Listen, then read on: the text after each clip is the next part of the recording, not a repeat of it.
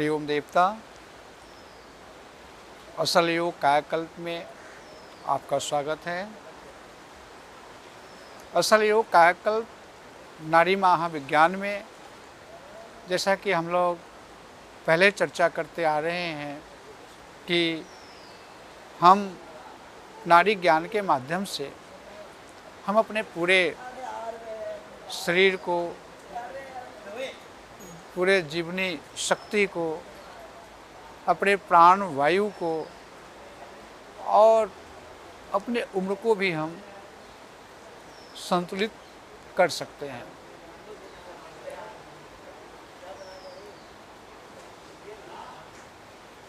नाड़ी महाविज्ञान में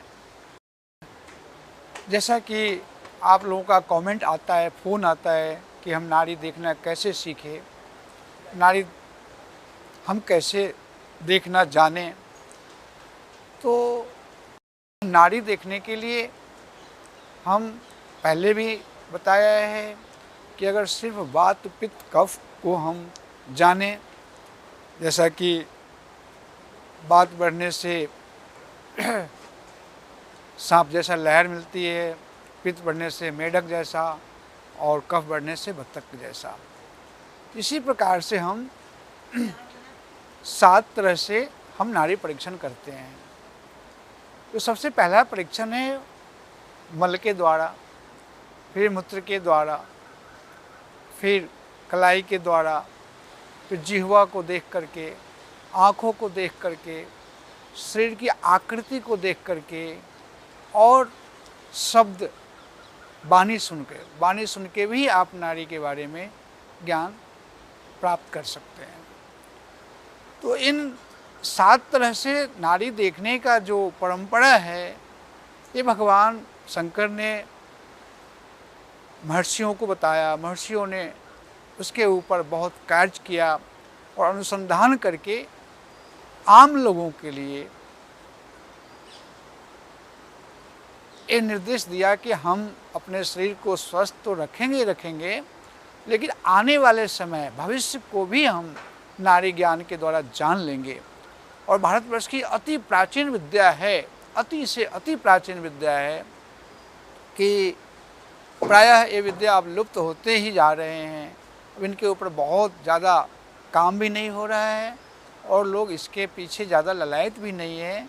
लेकिन अभी कुछ वर्षों के अनुसंधान से ये पाया गया है कि लोग वापिस उस पुरातन विद्या की ओर, जो सनातन सदियों से चली आ रही नाड़ी महाविज्ञान की विद्या है, उस परंपरा की ओर वापिस हम सब लौटने लग गए हैं। तो नाड़ी को हम अपने कफ को, अपने वात को, अपने पित्त को हम अपने बस में रखें। इसके लिए कुछ खान पान का भी परहेज रहता है और सांसों को भी थोड़ा हम रिदम के साथ रखें, इसका जानकारी रखें तो बहुत अच्छी बात है। जैसे पहले भी सत्र में निवेदन किया है आपसे कि दिन में ईरा नाड़ी हमें चलना चाहिए, मतलब चंद्रस्वर। चंद्रस्वर, जो व्यक्ति दिन भर चंद्रस्वर का अवलंबन लेता है, उनके शरीर में असाध्य से असाध्य रोग हो धीरे धीरे कम हो करके वो नष्ट हो जाता है। रात्रि काल में जो पिंगला नाड़ी का आश्रय लेकर के पूरी रात्रि को पिंगला नाड़ी के साथ वो अपना पूरा समय निकालते हैं रात्रि काल का, उनके शरीर में असाध्य से असाध्य बीमारी हैं, पहले ही दिन से वो मात्रा कम हो जाती हैं और धीरे धीरे कुछ ही दिनों में, बस चंद ही दिनों मतलब महीनों में ही उनके शरीर से वो असाध्य से असाध्य बीमारी निकल जाती है। तो आप सबसे पहले जो नाड़ी ज्ञान जो हमें जानना है, जो हमें पहचानना है कि हमारे शरीर में क्या दिक्कत है, क्यों हो रही है, तो अपना मनोविज्ञान, अपना निरीक्षण स्वयं करें कि आपका रहन सहन, खान पान कैसा है। और कुछ दिन पहले बिल्कुल आप ठीक होते थे, अभी क्यों आपका बिगड़ गया है शरीर? क्या आपके शरीर में कहीं दर्द है? क्या आपके शरीर में कहीं जलन है? क्या आपके शरीर में कहीं एलर्जी है? या आपके शरीर में कहीं हर जॉइंट पे, हर जगह पे वायु घूमती है क्या? क्या आपको हर जॉइंट में दर्द का अनुभव होता है क्या? क्या एड़ी में चुभन जैसी होती है क्या? अगर ये सब लक्षण पाएँ तो आप जानें कि आपके शरीर में वात की प्रधानता है।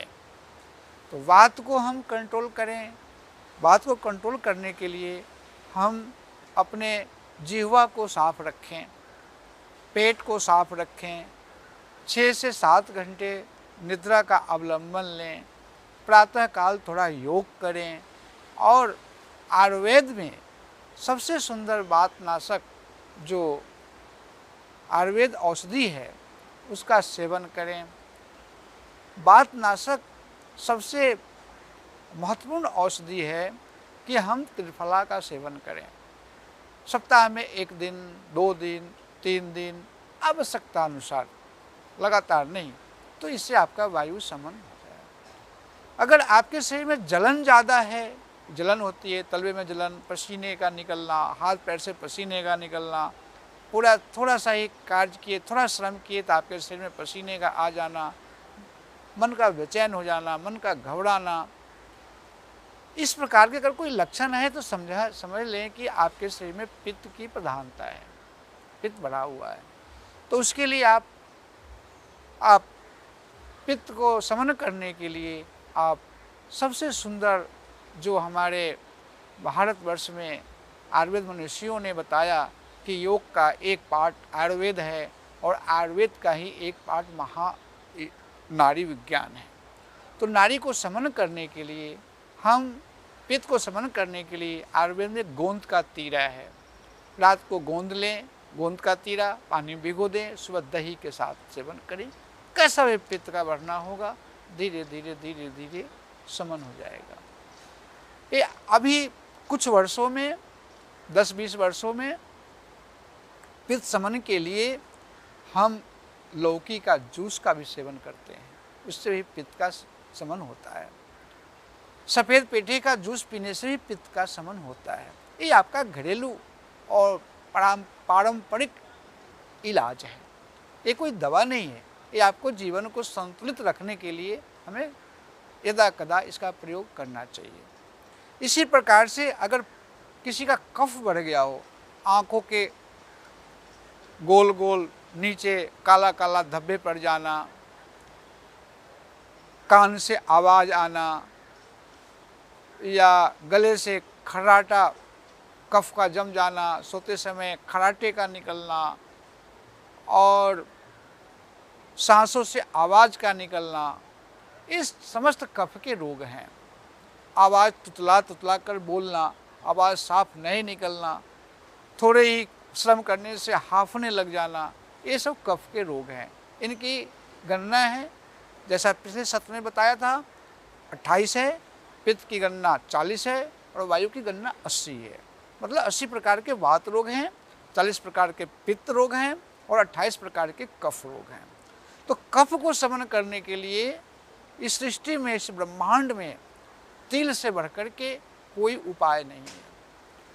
महर्षि कहते हैं कि तिल को रात को पानी में भिगो दें, सुबह उबाल के अगर हम उनका सेवन करें तो कैसा कफ भरा हुआ हो, लगातार कुछ दिन, 4 दिन लें फिर रोक दें, फिर 4 दिन लें फिर रोक दें, ऐसा कुछ काल तक प्रयोग करने से आपका कफ धीरे धीरे शमन हो जाएगा।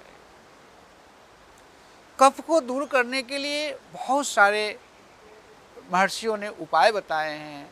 नाड़ी महाविज्ञान में अगर आप कफ को संतुलित करना है, जड़ मूल कफ को समाप्त करना है, तो आप विरेचन क्रिया करें, अनुलोम विलोम प्राणायाम करें, भस्त्रिका प्राणायाम का आश्रय लें और रात्रि काल इतना कुछ नहीं कर सकते, जैसा कि हमने पीछे निवेदन किया है कि संपूर्ण रात्रि आप पिंगला स्वर को चलाएं। अगर आपका पिंगला स्वर समस्त रात्रि, संपूर्ण रात्रि को चले तो किसी दवाई की भी जरूरत नहीं है, आप धीरे धीरे कफ के ऊपर विजय प्राप्त कर सकते हैं। कोई ऐसा शरीर भी होता है जिनके शरीर में वात भी है, पित्त भी है और कफ भी है, मतलब त्रिदोष है। कभी वायु का बढ़ जाना, कभी पित्त का बढ़ जाना, कभी कफ का बढ़ जाना, शरीर में कोई दवाई का न लगना, मन बेचैन रहना, कभी बीपी का लो हो जाना, कभी बीपी हाई हो जाना, कभी इस पूरे शरीर में इतनी कमजोरी का आ जाना कि कुछ करने लायक शरीर न हो। तो इस स्थिति में हम क्या करें? ऐसा कुछ हो तो समझिए कि त्रिदोष के साथ साथ आपका जीवनी शक्ति कमज़ोर है। तो हम जीवन को उधरगामी बनाने के लिए नारी महाविज्ञान में ये जो उपाय हैं, जो बताया था, ये कलाई से नीचे और केहूनी से नीचे ये जो एरिया है, इस एरिया को हम 100 बार, 200 बार, 500 बार धीरे धीरे नीचे से ऊपर, ऊपर से नीचे लगातार हम इसे अगर प्रेस करते हैं तो आप कुछ ही क्षण में पाएंगे, कुछ ही दिनों में पाएंगे, कुछ ही समय में पाएंगे कि आपके जीवन में जीवनी शक्ति का विकास हो गया। जो हमेशा आप मुरझाए से रहते थे वो समस्या दूर हो गई। हमेशा आप आलस्य प्रमाद से घिरे रहते थे, वो सब समस्त समस्याएं दूर हो गई और आप धीरे धीरे धीरे आपका आलस्य प्रमाद तो मिटा ही मिटा, जीवनी शक्ति का विकास हुआ।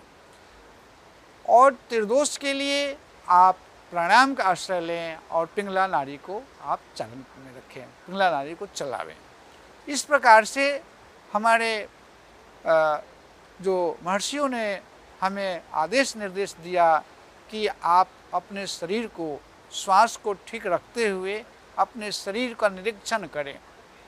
कभी आप शीशा के सामने शरीर का निरीक्षण करें, कहीं आपके शरीर में कहीं गांठ तो नहीं है, कहीं तरह तरह के आपके शरीर में कोई निशान तो नहीं है, और जीभ बार बार चेक करते जाएं कि अगर जीभ आपका बिल्कुल मिश्रित है, मैरून कलर का जीभ है, तो समझिए कि आप स्वस्थ हैं।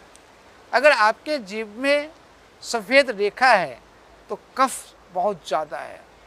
अगर साइड में लाल सफ़ेद मिक्स रेखा है तो समझिए कि आपके पेट में कोई अल्सर है, कोई पेट में कोई प्रॉब्लम है, या आपका पेट ठीक साफ नहीं होता है, आपको बार बार वमन करने की इच्छा होती है। वमन होती नहीं है, लेकिन ऐसा होता है कि हम बार बार वमन करें। तो इन सब स्थिति में हम अपने शरीर को कायाकल्प की ओर ले जाएं। काया को हमें नूतन बनाना है, हमेशा स्वस्थ बना के रखना है। इसके लिए इसके कल्प की प्रक्रिया है। तो कभी सप्ताह में एक दिन जल के ऊपर अपना पूरा जीवन रखें।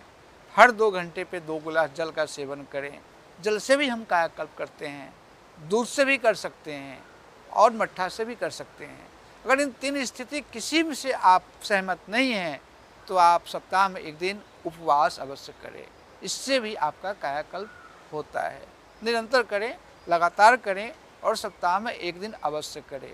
प्राणायाम का आश्रय लें और अपने शरीर का निरीक्षण करें और अपने नाड़ी को देखते जाएं। अगर मल आपका बिखर जाए तो समझिए आपके शरीर में प्रॉब्लम है। अगर आपका मल केले के जैसा सीधा निकले तो आप स्वस्थ हैं। इसी प्रकार से हम मूत्र के द्वारा हम अपने स्वास्थ्य का परीक्षण करें। अगर आपका निरंतर जो मूत्र का जो कलर है वो पीला है तो समझिए कि आपका शरीर के भीतर हेपेटाइटिस ए बी मतलब पीलिया का संभावना है। अगर आपके पेशाब से झाग निकलता है तो आपके किडनी में कहीं ना कहीं पत्थरी का शिकायत है। अगर पेशाब करते ही आपका पानी बिल्कुल तरल तेल के जैसा बह जाता है तो समझिए कि आपके शरीर में बहुत कोलेस्ट्रॉल नहीं है, लेकिन कोलेस्ट्रॉल बनने की संभावना है। इस प्रकार से इनके कई कलर, कई स्वरूप, कई प्रकार हैं। इसी प्रकार से हम जिह्वा को देख के अनुमान लगा लेते हैं, मल मूत्र को देख के लगा लेते हैं, फिर नाड़ी परीक्षण करके लगा लेते हैं कि वात बढ़ा है, पित्त बढ़ा है, कफ बढ़ा है। फिर उसके बाद में हम आँखों को देख करके भी पता लगा सकते हैं कि हमारे शरीर में कौन सा बीमारी है। आँख को ऊपर देखते हैं, अगर वो लाल और पीला मिश्रित कलर है तो समझिए कि आपके सर के ऊपर हिस्सों में दर्द है, मतलब माइग्रेन पेन है। अगर नीचे वाले हिस्से में अगर ड्राइनेस है, सफ़ेद, नीला और पीला का एक आकार है तो समझिए कि आपके कंठ में टॉन्सिल है या पेट संबंधी कोई विकार है। इसी प्रकार से अगर साइड में अगर रोज़ दिन में भी कांची सफ़ेद सफ़ेद सा आपके आँख से निकलता है तो समझिए कि आपके नसों में प्रॉब्लम है, आपका नस कमज़ोर है, आपके घुटने में ग्रीस कम है। इसी प्रकार से हम चेहरे को भी देख करके हम बीमारियों के बारे में पता लगा सकते हैं।